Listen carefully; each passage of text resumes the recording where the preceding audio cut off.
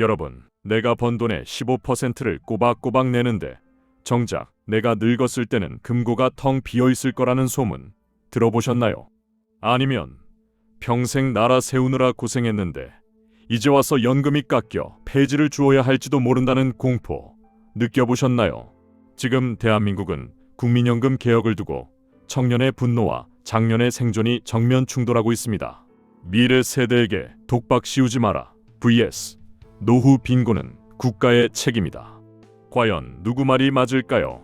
흑백 논리사가 팩트로 정리해드립니다. 라운드 1. 연금의 본질. 세대 간 선물인가 다단계 사기인가? 첫 번째 라운드입니다. 연금, 도대체 누구를 위한 제도입니까? 지금 연금 시스템은 솔직히 말해서 공인된 다단계 아닙니까? 기성세대는 월급의 3%만 내고도 낸 돈의 몇 배를 가져가고 있어요. 그런데 이제 와서 곳간 비어가니까 우리 청년들한테는 15%씩 내라고 합니다. 우리가 낼 때는 효도라고 부르더니 우리가 받을 때 되면 기금 고갈이라며 입을 싹 닫겠죠. 청년들의 미래를 담보로 현재의 노인들을 부양하는 이 구조. 이건 복지가 아니라 세대 착취입니다. 말씀이 너무 자극적이시네요. 연금은 세대 간의 약속이자 사회적 연대입니다. 지금의 풍요로운 대한민국 누가 만들었습니까? 바로 지금의 장년층입니다. 우리는 자식들 키우고 부모님 모시느라 정작 본인들 노후 준비는 하나도 못한 세대예요. 국가가 그 헌신에 대해 최소한의 품위를 유지할 수 있게 해주는 건 당연한 도리죠. 이걸 다단계라고 비하하는 건 대한민국을 일궈온 세대에 대한 예의가 아닙니다. 착취라는 블랙과 연대라는 화이트. 시작부터 감정의 골이 깊네요. 라운드 2. 보험료율 15% 인상. 투자인가 수탈인가? 보험료를 지금보다 훨씬 더 많이 올려야 한다는데 팩트는 뭡니까? 청년들에게 15% 인상은 사형 선고입니다. 안 그래도 취업 늦고 집값 비싸서 결혼도 포기하는데 월급에서 연금으로만 수십만 원을 더 떼가한다? 이건 저축하는 게 아니라 미래를 수탈당하는 기분이에요. 국가는 수익률 높일 생각은 안 하고 왜 만만한 청년들 주머니만 털려고 합니까? 보험료를 올릴 게 아니라 연금 운용 방식을 전면 개편해서 청년들이 낼만하다는 확신부터 줘야 합니다. 반대로 생각해보세요. 지금 안 올리면 나중엔 30%를 내도 기금을 못 살립니다. 지금 조금 더 내는 건 미래의 대재앙을 막기 위한 보험이에요. 장년층도 고통스럽지만 보험료 인상에 동참하고 있습니다. 지금 고통을 외면하고 개혁을 늦추는 게 진정으로 청년을 위하는 길일까요? 오히려 지금 확실히 올려서 기금을 안정화하는 것이 청년들이 나중에 연금을 받을 수 있게 만드는 가장 확실한 투자입니다. 지금 뺏기는 돈이라는 블랙과 미래를 지키는 투자라는 화이트. 숫자를 보는 눈이 너무 다르군요. 라운드 3.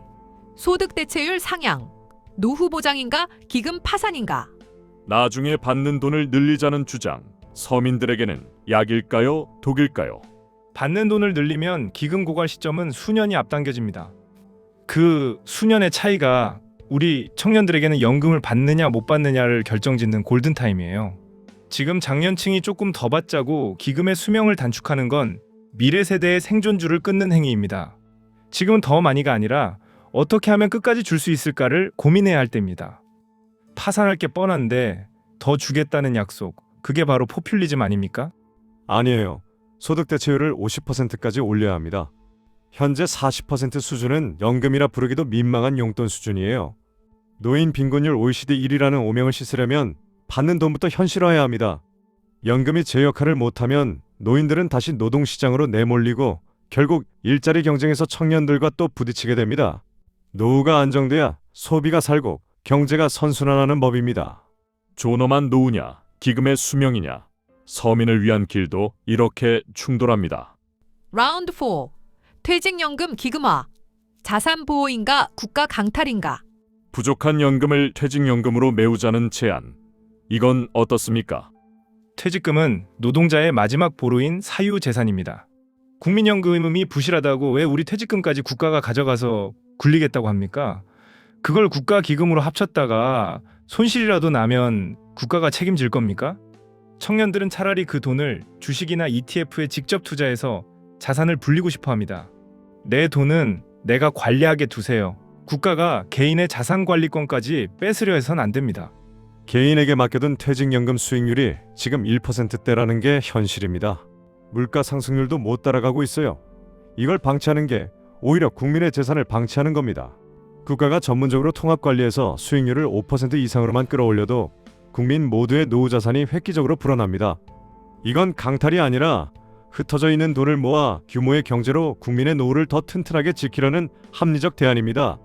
관리의 효율이냐, 개인의 자유냐, 갈등은 끝이 없습니다. 라운드 5. 세대 상생. 대타협인가 각자 도생인가? 마지막입니다.